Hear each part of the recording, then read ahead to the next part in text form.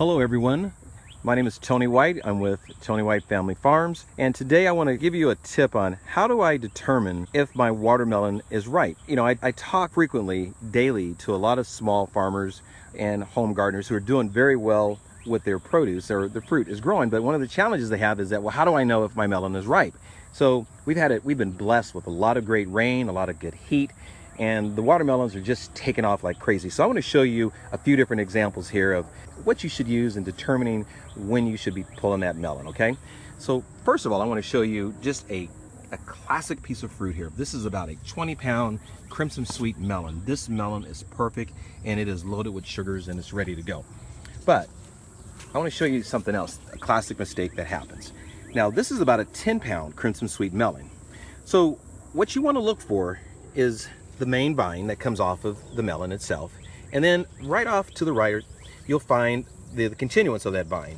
But what we look for as farmers is what we refer to as the pigtail. This little shoot right here that shoots off right between it. You know, if you're a tomato farmer, this will look like a sucker plant right here. And so what you want to do is make sure that this thing is fully dried, and as you can see, that even though this melon is smaller than the other melon, this one is still ripe and ready to be picked and harvested and served up. Still going to be a very sweet melon.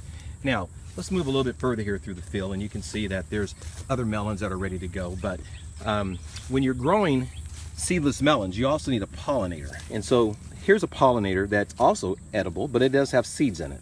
But one of the things you want to notice here is that on this pigtail, you can see that it's brown on the top, but yet there's still nutrients being provided to this melon. So even though this melon may look larger in size than the ones we showed you, this is still not ready to harvest yet. And so you want to give this one a few more days and make sure that this little pigtail is fully dried up. There's a tip for the day. Tony White Family Farms, you can find our produce at some of the finest dining establishments here in St. Louis. Ask for it by name. Hey, are you serving Tony White's Family Farm produce? And if so, you know you're dining at a great restaurant. Have a great weekend.